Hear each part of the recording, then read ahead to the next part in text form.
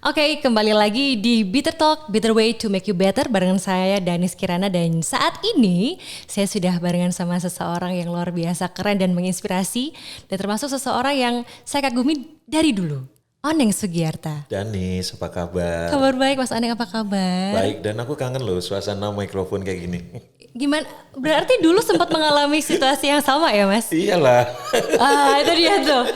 Oneng Sugiarta. Siapa sih yang gak kenal sama Oneng Sugiarta? Banyak dan Oh gitu. banyak, udah disurvei banyak yang Oh gak gitu. kenal. Padahal kalau misalnya Buktinya gak semua follow Oneng Sugiarta 98. Oh gitu. Sekalian promo nih. Mas Oneng adalah seorang MC dan juga founder dari Oneng Sugiarta Entertainment. Ya dan Ini satu hal yang menarik karena nanti kita akan banyak banget membahas aktivitas Mas Oneng yang saat ini dilakukan, plus juga cerita gimana ceritanya Mas Oneng bisa menjadi seseorang yang keren seperti yang sekarang. Mas Oneng, ini sebelum aku mau tanya-tanya, kita mau ada games dulu nih. asik. Tapi Ada jawab hadiahnya kan? ada. Oke. Benar hadiah ya? Ini kode loh. Tinggal jawab cepat aja Mas Oneng. Ya, Udah siap? bismillah. Gampang kok pertanyaannya, Iya, nggak iya. kayak ujian nasional. Oke, pertanyaan. Lebih susah ini loh sekarang pertanyaan anakku kalau pas daring. Oh gitu ya, lebih susah itu ya. Pak, gimana rumus Pitagoras gitu-gitu Aku ya? jadi ikut belajar juga semua Iya ya, bukunya. harus kayak gitu. Oke, Mas Oneng siap ya? Apa hobi Mas Oneng? Masak. Serius? Aku gak pernah tahu. Serius Mas Oneng? Masak. Oh my god, oke aku gak boleh nanyain hal yang lain sih. Oke, next. Siapa tokoh atau sosok favorit Mas Oneng dari kecil? Aku suka Ulfa Dwiyanti. Lucu, Lucu. karakter. Dan itu menjadi sosok inspirasi Role Mas Oneng sampai model sekarang, waktu role model itu. sampai sekarang.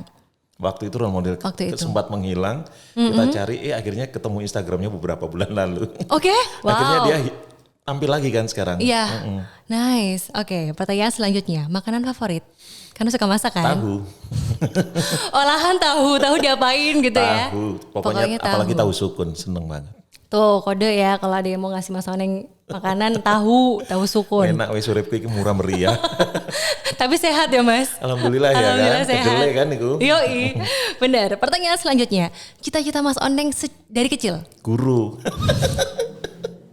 Gak masuk loh ya. Terus Serius. Jadi kalau ditanya apa cita-citanya dosen, kayak gitu. itu pas kecil? Waktu kecil. Waktu kecil udah pengen jadi seorang pengajar. Kenapa begitu Mas? Nggak tahu, padahal keluarga kayak kongku itu tentara, rata-rata om, Pak D itu tentara semua. Jadi Militer ya? militer. Tapi Jadi aku Mas Oneng pengen pilihnya jadi pengajar. Jadi pengajar. Nggak jadi militer aja Mas? Ternyata nggak jadi pengajar, nggak jadi militer, Iya, nggak jadi nggak jadi dua-duanya. Adil wis. Adil. Mas, satu pertanyaan terakhir. Yap. Tapi ini harus memilih. Oke. MC atau penulis? Penulis. Aku nggak sengaja nggak nyebutin di awal. Kok penulis? Nyaman dan kita Nyaman. bisa sharing banyak hal di situ. Kenapa nggak MC Mas? Udah pernah sih dah. Penulis ini yang lagi baru Yang lagi di-explore baru gitu di-explore, ya. betul. Oke, kita kasih tepuk tangan dulu deh buat Mas Oneng. Thank you. Jawab cepet tapi lumayan ya. Ini bisa jadi kalau jawab cepet itu adalah ungkapan hati yang paling dalam. Berarti hal yang sebenarnya terjadi ya Mas Oneng. Betul dan. Oke, Mas Oneng, aku mau tanya dong perjalanan Mas Oneng. Kenapa? Gini deh. Sejak kapan Mas Oneng memutuskan untuk menjadi seorang entertainment? Apa dari awal itu udah jadi seorang MC atau kayak gimana? Jadi aku pernah bekerja di radio. Ngelamar, apply jadi announcer. Waktu itu jadinya asisten musik director. Oh, nggak jadi announcer? Gak jadi announcer. Jadi awalnya itu asisten musik director. Oke. Jadi tiap hari nata kaset, nata CD, masukin CD untuk jadi format MP3, terus bikin hubungan kerjasama dengan label rekaman seperti itu. Karena asisten kan. Iya, iya. Jadi ya apa yang diminta musik director aku selalu ngasih. Dan itu Mas Oneng seneng? Kan gak keterima nih jadi announcer. Terus menghadapi? Ngikuti alurnya, yang penting keluar rumah. Keluar gitu. rumah dan sambil kuliah nggak gabut gitu loh.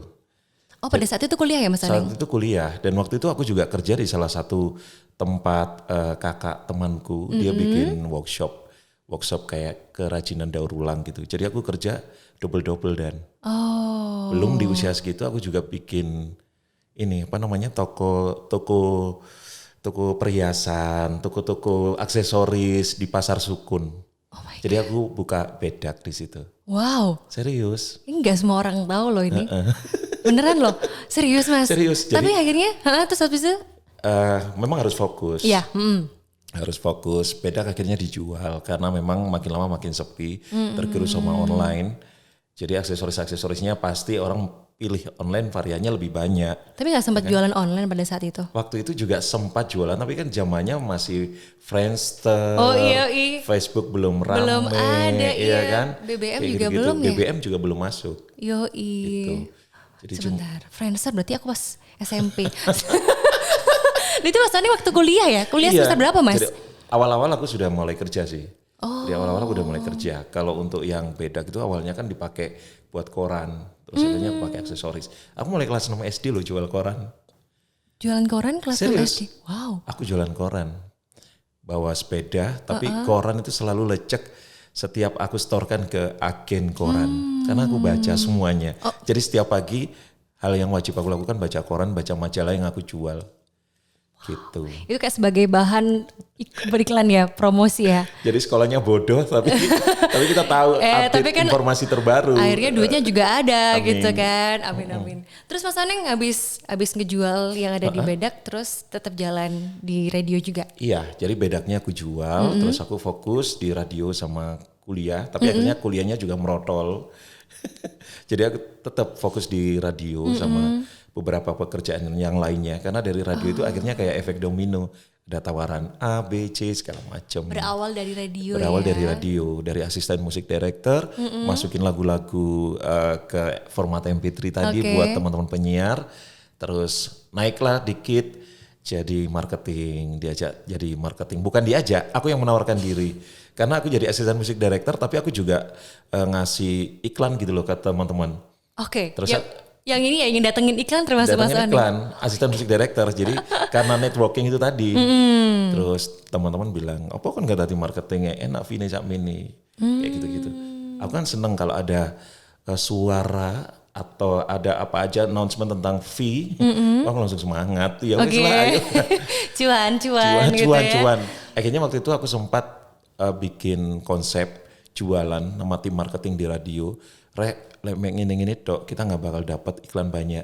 Apalagi kita tinggal di kota Malang, kota kecil yang saingan radionya itu banyak sekali di Indonesia. Pada saat itu ya. Pada saat itu akhirnya aku punya inisiatif, aku ngajak temanku kita ke Jakarta, kita naik sepeda motor, belum ada ojek online kan.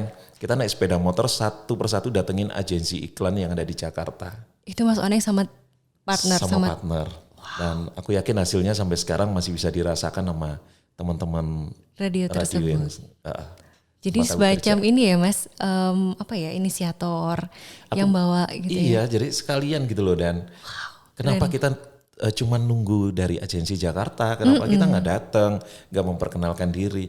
Ini loh radioku, ini konsep acaranya, hal-hal seperti itu yang aku pikirkan waktu itu dulu. Keren banget. Itu pun aku dapat juga dari kayak biografi siapa gitu waktu aku baca koran, baca majalah kayak gitu. Relate ya Mas ya. Relate. Ada kaitannya banget gitu. Karena belum ada website kan waktu kecil, kan bener. mainnya masih paper. Terus habis itu akhirnya Jakarta datengin banyak Door banget. to door. Terus aku sambil main ke label-label rekaman tempat aku dulu kerja sama. Kan biasanya cuma dikirim via kayak paket-paket gitu kan. Akhirnya sekarang aku bisa langsung jalin silaturahmi. Kontaknya masih nyambung. Aku datang ke semua label rekaman. Dan ternyata mereka waktu ke radio-radio ada budget loh buat promosi. Bukan barter gitu. Wah, ya soalnya kan sekarang cukup banyak ya yang barter juga. Ternyata ada gitu. Ternyata ada budget. Jadi ya memang pinter-pinternya kita mengelola produk jualan kita kan dan gitu. Mas Oneng kenapa kok sampai ada keputusan berani sampai ke Jakarta? Itu pertama kali ke Jakarta atau gimana Mas? Sebenarnya beberapa kali, karena pertama kali nonton Maroon 5. Oh gitu ya. Oke.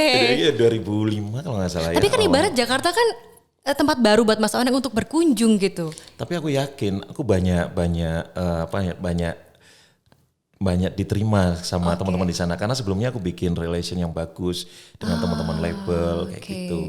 Jadi ya masih kontak via SMS sih sebenarnya, SMS, email, tapi kayak udah deket gitu loh. Dan Wow, keren Itu sih banget. salah satu yang bisa membuat kita survive. Setelah dari situ kenal macam-macam pekerjaan, akhirnya banyak peluang lain. Oke, peluang lain salah satunya adalah Gitu. MC juga. Salah satunya MC dan makelar. Bakalan marketing Makelar, for everything ya. iya jadi Yoi. sampai sempat bikin lapo aku melo uang, lapo aku siaran di radio, lapo aku kerja di radio waktu itu. Apa aku gak buka dewi, cuma kan bikin radio sendiri kan butuh biaya gede dan nggak mungkin kan aku juga dari keluarga yang sangat kekurangan saat itu ya kan. Jadi aku bikin ya apa caranya aku oleh duit akeh tapi aku bisa bagi iklan ke banyak radio. Jadi sempat jadi agensi iklan. Jadi aku share ke beberapa radio yang nggak sempat sowan ke sana gitu. Keren banget. Ntar Mas Oneng, jangan diceritain di awal-awal, ditahan dulu ya. Oke. Oke, kita akan balik lagi setelah yang ini. Oke, kita balik lagi dan udah penasaran sama cerita dari Mas Oneng. Mas, tadi kan Ya. cerita nih udah melakukan perjalanan sampai di Jakarta, terus kayak semacam jadi pionir ya, pelopor untuk membawa banyak rezeki di Malang juga gitu. Sebenarnya kalau pionir juga enggak, mungkin waktu itu teman-teman enggak aware sama sosial media jadi enggak diposting ya kegiatannya mereka ya kan, dan sebenarnya mereka juga banyak melakukan hal itu. Oke, tapi di sini akhirnya menjadi apa ya, langkah awal dari Mas Oneng untuk mencapai banyak hal selanjutnya kan? Iya, karena ini peluang dan aku harus Oke. ketemu banyak orang, harus punya banyak relasi yang bagus untuk dibawa ke kota Malang. Oke, terus habis itu habis dari marketing itu Mas Oneng tetap lanjut di radio atau ada kegiatan lain selanjutnya? Kan tadi sempat cerita tuh MC, terus kelar juga nih jualan-jualan yang ada gitu. Terus apa lagi Mas? Kan sering dapat tawaran MC, tapi MC-nya masih 3 bulan sekali, 4 bulan sekali. Saat itu ya. Kalau sekarang kan ya 1 bulan ya begitu. Berapa kali Mas? Pandemi berkurang. Kodenya begitu doang, tapi sebenarnya enggak lebih dari itu ya Mas Oneng. Iya, jadi setelah itu ya mulai mengurangi intensitas. Oke. Aku mulai mikir, aku sampai kapan kerja ikut orang? Jadi mulai ancang-ancang itu mulai usia 23, ancang-ancang harus resign. Oh, pada saat itu ya 23 ya. Jadi 23 aku udah ancang-ancang aku harus resign dari tempat orang. Karena nggak mungkin aku gedein perusahaan orang terus kan. Ya harus gimana caranya bisa survive, bisa jadi contoh buat adik-adikku, Oke. bisa bahagiain orang tuaku. Karena aku logika aja deh Danis, kalau kita ikut orang, gajinya berapa, jam kerjanya berapa, kita udah habis buat kerja tersebut ya kan. Iya, Jadi waktu itu gimana mikir otak untuk membiayai kehidupan mereka. Oke. Gitu. Akhirnya ada tawaran dari salah satu teman ikut roadshow, dia lagi campaign apa ya, apa namanya, kayak apa ya, kayak Program. portal entertainment lah waktu Oke, itu, belum berita, dia masih entertainment mainnya. Terus dia juga ada kayak jejaring sosial yang dipromosikan ke kampus-kampus, belum ada Facebook boleh disebut ya, belum ada Facebook, dia itu udah punya ini Pada saat itu jejaring ya, Mas, sosial ya? yang bagus banget, ada sosial media yang keren banget malah menurutku. Jadi kita sosialisasi ke kampus-kampus. Jadi dari beberapa kampus itu aku minta ke si owner, boleh nggak namanya Tek Ming, ini orang berjasa sekali. Boleh nggak uangnya tak minta duluan, kayak apa nih? Gitu. Aku mau nambah buat ngambil rumah di Pelausan. Itu berarti umur 23 ya Mas? Sekitar 23, karena aku selamatan rumah itu umur 25 yang di Pelausan. Gitu, karena sebelumnya aku punya beli rumah dan aku juga nyicil di daerah Pakai Saji. Oh, itu sebelumnya ya Mas Sebelumnya, ya? tapi kan kejauhan ya. Oke. Terus starting pointnya yang seperti ini caranya kredit di bank kayak gitu. Kok bisa tiba-tiba ngambil rumah di Pakai Saji, bukan tentang tempatnya tapi di usia itu Mas? Di usia itu, jadi halusinasinya dulu waktu sekolah, gimana caranya kalau suatu saat aku punya mobilku itu bisa aku parkir di depan rumah. Karena kan aku di rumah ibu itu tinggal di gang-gang sempit kan Danis. Oke. Mobil nggak bisa lewat. Sepeda motor aku harus ini Nuntun. nuntun. Gitu. Aku seneng karena sambil sosialisasi sambil Monggo, nyapa. Pak, gitu-gitu ya. Kayak gitu-gitu. Tapi kan tambah suwi kan tambah gede ya kan. Iya benar. Pergaulan kita juga makin luas. Gitu. Dan aku pengen ngajak mereka semua, ibuku apalagi ya, untuk tinggal di tempat yang lebih nyaman kayak gitu. Jadi aku ngambil rumah di Pelausan itu akhirnya, di daerah Pelausan. Ini dari Pakai Saji itu tetap ada di situ? Pagi saja aku jual Oke, untuk dijual. ya biasalah ya, dan untuk beberapa kebutuhan dan tambahan itu. Siap. Aku ngambil rumah di Pelausan itu sebelum usia 25 tahun. Karena waktu itu syukurannya pas 25 tahun. Dari uang down payment dari pembayaran MC tadi yang ya. Goes to Campus itu. Biasanya kan ada orang kan kalau misalnya oke, aku dapat duit pertama aku pakai buat yang Beli lain-lain, buat beli mobil, beli Masalahnya ini. parkirnya Den. Oh iya ya. Jadi harus bikin sesuatu dulu ya, punya rumah dulu biar bisa Iki parkir. enak ono untungnya mang duwe omah di kampung iku rek. Iya, Jadi iya, termotivasi iya, untuk termotivasi. punya parkir sendiri daripada parkir ngepe jalan ya kan. Terus Mas, habis itu Mas ngambil di Pelausan? Emang beli Pelausan, Oke. harganya 130 waktu itu. Aku KPR 10 tahun. Aku DP sebagian juga buat kebutuhan yang orang-orang rumah. Oke. Tapi ketika aku ngambil rumah itu aku tinggal ke Jakarta. Karena aku ngambil kerjaan ini kan. Karena rojonya harus ke Jakarta, ke Bandung, ke Semarang, Jogja. Oke. Dan satu kota itu bisa berbulan-bulan. Jadi kan lumayan DP-nya. Terus nanti setiap dapat gajian dari dia buat renovasi, bikin pagar lah, bikin nutup belakang. Karena aku beli yang paling murah di samping sungai. Karena nutut uang waktu tersebut di samping sungai. Tapi alhamdulillah mungkin berkah ya. Iya. Yang lucu tuh dan waktu launching rumah itu tahun berapa aku lupa. Pokoknya ulang tahun Ke-25 ya? Teman-temanku datang semua. Aku lupa kalau waktu itu kamar mandiku lagi direnovasi, WC juga lagi dibongkar. Pada saat mereka datang ke rumahnya Mas Mereka Oneng ya. datang ke rumah ya wes akhirnya mereka live show di pinggir sungai kalau kalau mau ngapa-ngapain. Kalau mau kegiatan ke belakang ya wes rek nongol kali dah kan. Iya kan turun tati rek itu soalnya kan. Ya Karena ampun. direnovasi dan aku lupa dan itu tanggal baik. Kalau orang Jawa kan bilang tanggal baiknya sekian ya.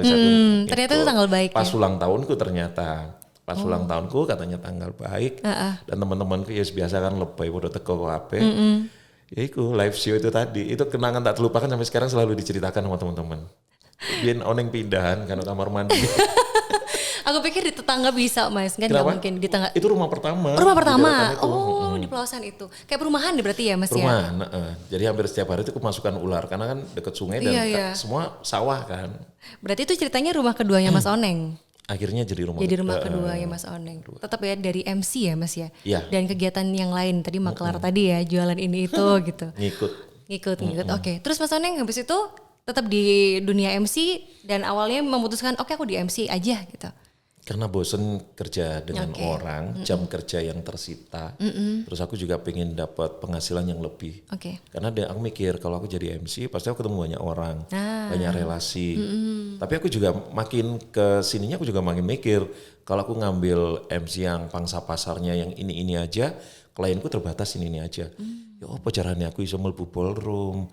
Ya apa caranya aku iso MC VVIP bukan beda-bedain kan. Cuman kan pingin ya dan namanya orang kan pingin Naik ya Mas ya. pengen level up ya. Terus aku mikir, oh ya apa caranya? Oh ya harus upgrade, harus naikin rate segala macam, positioning pasti ya kan.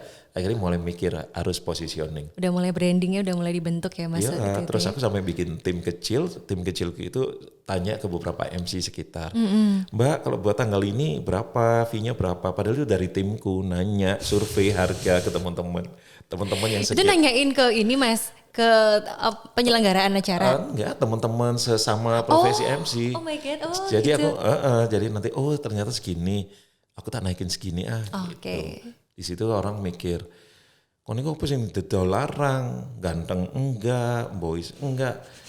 Tapi aku malah bikin orang penasaran dengan aku menjual harga sekian. Teman-teman paling enggak aku ada acara yang aku bikin vibe-nya itu seperti ini. Tampilanku seperti ini dan aku kasih lihat. Waktu itu aku hampir setiap beberapa bulan sekali itu upgrade portfolio, photo session. Jadi photo session kerja sama desainer, jadi baju-bajunya aku kasih lihat. Koleksi-koleksiku kayak gitu-gitu. Dan itu udah ada ciri khas Jambul Oneng? Jambul awal-awal jadi itu mulai itu main-main gitu. mulainya di situ ya Mas Oneng ya. Jambul ini kan karena pandemi ya wis lah. Pomone poso ya kan, sungkan topian. Kayak gitu dan. Oke. Jadi awal-awal MC positioningnya harus kuat dan aku mikir ya wis kudu ditekuni, fokus. Fokus dan yang lainnya aku nggak pegang sama sekali, aku fokus ke MC. Di MC aja ya. Biar sistemnya jalan. Oke. Karena dari awal kan ada manajemen. Siap. Nah, Mas Oneng itu kan tetap lanjut nih MC, terus habis itu jalan lagi tetap misalnya kayak McLaren dan lain-lain tadi kegiatan yang lain. Itu sampai akhirnya Mas Oneng bisa sampai sekarang nih aku bilang kayak ada di rumah yang cukup wow di Kota Malang. Itu gimana Mas proses sampai mencapai itu? Karena beberapa strategi kita untuk positioning ke level up Oke. sebagai MC yang nantinya mengakomodir acara yang gak main-main, dalam artian semuanya serba diperhitungkan, mulai dari yang datang, mulai dari product knowledge-nya segala macam. Akhirnya di situ aku ketemu banyak klien yang tepat sasaran. Nah, tepat sasaran. Tepat ya, Mas, sasaran. Jadi wah ini kayak cita-citaku yang dulu kayaknya kesampaian tapi nggak sengaja gitu loh. Kayaknya ngalir aja. Tapi dulu sempat berhalusinasi seperti ini. Cuman Mas sampai ngoyo banget atau udah dah ikhlas ngalir? Saking laline, moro-moro wis nyampe posisi itu aku mikir, wah lah iki biyen halusinasiku kak gila-gilaan. Saking laline wis. Karena aku nothing tulus saya wis melakukan kegiatan rutin itu ya wis lah sesuai yang Allah kasih. Jadi terus saya dilakukan. Tanpa target yang muluk-muluk, tapi sebenarnya yo catatannya akeh pengen iki. Cuman nggak sampai yang ngoyo banget ya Mas, ngalir ikhlas gitu-gitu. Nah Mas Oneng kan sekarang yang kita tahu Mas Oneng udah mulai merambah di dunia yang lain, maksudnya di bidang yang lain yaitu entertainment, bikin film, ya kan. Tadi sempat cerita kalau ulang tahun di bulan yang sama gitu kan, sama ayah ya, almarhum ayah ya. Terus akhirnya sekarang Mas Oneng juga lagi menyusun film yang akan di-launch di bulan Mei juga ya Mas ya. Nah itu kan Mas Oneng memulai itu. Apa yang jadi alasan kuat Mas Oneng akhirnya oke, aku MC iya, aku mau masuk di dunia entertainment, bikin film juga iya. Aku 2018, tapi jauh sebelum itu aku pernah bilang, aku sebelum usia 40 pengen break dari dunia MC. Oh gitu. Gitu, mengurangi. Jadi nggak sing ngoyo kayak dulu. Jadi kalau dulu misalkan pagi di Malang, sore itu bisa di Jogja, tak ambil. Kalau sekarang misalkan Jogja, timku selalu bilang, Mas sore tapi di Jogja misalkan, enggak wis aku. Oke, Mending sekarang udah mulai Sabtu aja di Malang. Misalkan kalau kosong langsung ambil. Itu pun sekarang misalkan kalau Sabtu di luar kota, Minggu ada di Malang, aku nggak ngambil yang Sabtu. Kasihan nanti pas hari Minggu kliennya kena capek itu kayak gitu-gitu loh Dan. Jadi mulai mikir seperti itu. Jadi lebih santai, nggak ngoyo dan menikmati pekerjaan. Setelah 2018 aku mulai mikir kudu di belakang layar. Aku harus ngasih kesempatan adik-adikku lainnya. Waktu itu kan aku ada target bikin buku lagi kan setelah belajar MC. Iya. Aku ngajak Justin sama Ruli. Jadi yang pertama bukunya Mas Oneng adalah belajar MC dulu 2015. 2015, terus habis itu bikin yang Grogi Bicara. Grogi Bicara yang 2015 itu akhirnya kan tembus Gramedia kan, terus ada Danis juga kan waktu itu jadi kontributorku. Belok nulis. Terus 2018 itu aku ngajak Ruli, 2017 aku Ruli, Justin. Sama Justin ya. Akhirnya kon suatu saat ketunggai. Gitu, aku malah bilang ke Justin, wis kon nang Jakarta kamu kon pasti balik nang Malang. Kon pasti kok nyekel sekolah yang kita bikin lah. Asik. Tak kono no deh. Oh kode-kodean kemarin itu. Aduh semoga jadi ya. kon wis nang Jakarta tapi aku yakin kon pasti balik nang Malang. Aku bilang gitu ke Justin. Ke Ruli kan pinter anaknya. Bikin silabus-silabus kayak gitu kan jago. Kalau aku kan cuma bantu networking sama marketing. Iya, bantunya tuh gede banget Mas. Emang networking gak gede-gede banget itu. Itu jadi aku pengen mereka itu bikin itu, makanya awalnya bikin Grogi Bicara. Dari situ mulai asik. Terus begitu ada kelas ditawarin, teman-teman belajar MC kan banyak dan kan siapapun bisa di hire untuk jadi keynote speaker toh. Misalkan tanggal sekian di daerah Pakisaji, daerah Tulungagung misalnya, sopo ya belajar MC Tulungagung. Oh ini dong, ini tak suggest ini dan dia mau, alhamdulillah. Jadi nggak perlu kita yang datang ke sana kayak gitu-gitu. Keren banget. Sampai akhirnya film juga kayak gitu. Aku tahu urus, anakku tahu urus, bapakku tahu urus. Ini kebetulan yang keren loh. Kebetulan. Terus akhirnya teman-teman aku punya teman namanya Billy Bells yang makeup artist itu loh. Billy, kita tuh deket tapi jarang sing terekspos di sosmed karena kita kan kalau kumpul males yo sosmedan kecuali pas pengen aja dewe kan mau dia tahu urus itu ya apa. Iya tahu kok Mas. Jadi lah ketemu nongkrong santai dan nongkrong itu males di tempat luar. Kita di meja makanku. Biasanya di rumah Mas Oneng gitu ya? Seringnya di rumahku anak-anak nongkrong sambil makan malam. Kadang deh ngomong masak aneh kayak gitu-gitu. Kalau incip-incip kon review maksa kayak. Terus coba ngomong suatu saat lucu loh kita ulang tahun kan sama-sama Mei. Aku sing nyanyi, sing ini. Enggak aku sing make upin, sing ini. Stare lapu sih. kalian aja yang tampil, tapi mbok kapan? Oke, itu 2018. 18. Dan itu pending lama gitu. Terus akhirnya pandemi aku bikin 18 KM, aku inget janjiku ke Billy. Aku harus bikin Taurus. Terus aku ngobrol lagi sama Billy. Bel bikin lagi Taurus. Mulai ngumpulin brainstorming cerita segala macam. Sutradaranya 3 itu dan Mas Ruli itu Taurus. Kak Ruli itu Taurus? Ruli Suprayoga itu Taurus. Terus ada Yusuf Nur Mahmudi sama Irfan Zahri. Sebentar, itu tiga-tiganya Taurus? Kebetulan 2 itu enggak. 2 ini enggak. Tapi ada Kak Ruli ya. Tapi ada Ruli yang Taurus. Dan ini ada 5 cerita yang aku masukin di satu film ini. Oke, di film Taurus ada 5 cerita yang ada di dalam satu film. Dan semua itu relate dari pemeran utamanya si Calvina sama Billy Bells. Itu semuanya Taurus? Kebetulan mereka berdua Taurus. Udah gitu pengisi soundtracknya Taurus. Ragilda itu Taurus. Oh my God. Aku tadi ketemu Arek Taurus pakai deh project ini secara nggak sengaja. Dan itu kayak nggak sengaja Mas Oneng narik itu juga gitu ya. Jadi kan kita syaratnya masuk di kompilasi Oneng Sugiarta Entertainment yang kemarin, yang 18 KM itu kan syaratnya nggak ribet. Gak ribet, gak kemenyek, ya kan? Wis, ya syaratnya gak itu. apa-apa, wis merasa lebih keren, lebih bagus, gak apa-apa. Tapi yang penting gak kemenyek. Masuk 18 KM ternyata banyak yang pengen ikut. Aku gak melok. Ya Rek, ben tahun ngarep aku melok. Akhirnya tahun depan keturutan beneran ya bikin project ini. Wow. Oke, kita akan ngobrol lagi lebih dalam tentang project terbaru dari Mas Oneng di Oneng Sugiarta Entertainment setelah yang satu ini ya.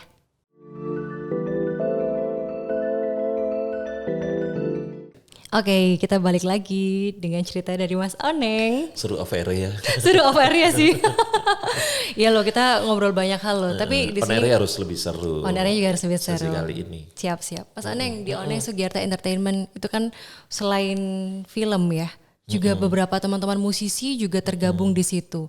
Mas Oneng awal-awal juga akhirnya mengajak mereka itu seperti apa sih Mas alasannya gitu? Awalnya pandemi kemarin. Karena pandemi ya.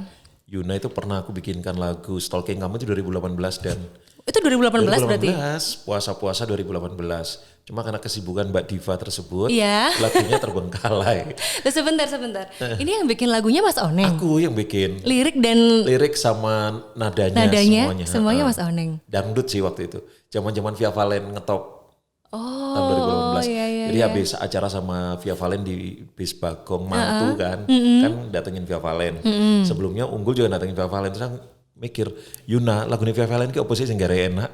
Terus aku belajar nada-nadanya, aku dapat nada bagus buat Yuna, cocok buat karakter vokalnya. Stalking Kamu, tapi sama Yuna dicuekin. Yun, gawon nong arek-arek jangan di aransemen sing kena sing. Soalnya kan enggak ada waktu itu dan dicuekin sama Yuna karena kebanyakan uang kan masih jobnya masih banyak. Gaya banget. Gaya. Jadi waktu pandemi, waktu miskin-miskinnya, job postpone, cancel, dia bilang, "Opo yo neng gini. Kan duwe lagu Yun." Itu diproduksi, akhirnya kita produksi bareng-bareng. Pas Mei 2020 kemarin. Pas Mei 2020 ya. Itu awalnya. Setelah Yuna, terus dibantu Juragan 99. Yuna rilis di bis Juragan 99, disupport sama teman-teman. Di setiap bisnya Juragan 99 ya. Terus setelah itu teman-teman yang lain, aku po, ya wis ya, ayo gitu. Syaratnya sih simple, gak ribet, gak kemenyek, wis ayo. Itu ya. Akhirnya teman-teman mulai join.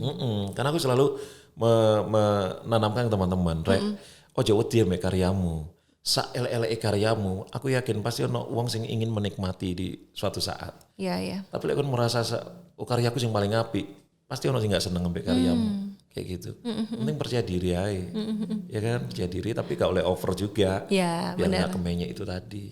Dan akhirnya lagu-lagu untuk yang pertama kayak lagunya Yuna itu masuk untuk film 18 KM. Oh, 18 KM. Memang dikhususkan untuk film itu atau gimana sih Mas Oneng?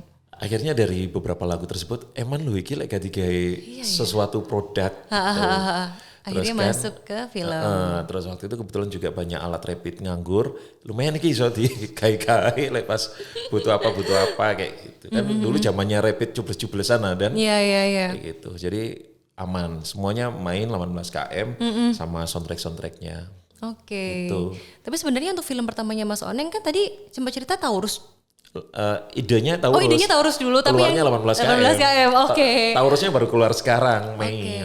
Nah, kenapa sih Mas kok bikin film tentang Taurus? Apalagi judulnya Taurus Keras Kepala. Boleh nggak diomongin boleh ya? Boleh dong. Jadi Taurus Keras Kepala ini sangat berhubungan sekali sama tokoh-tokoh yang ada di sini. Dan Tadi Mas Oning tadi bilang banyak yang Taurus juga banyak ya. yang Taurus juga.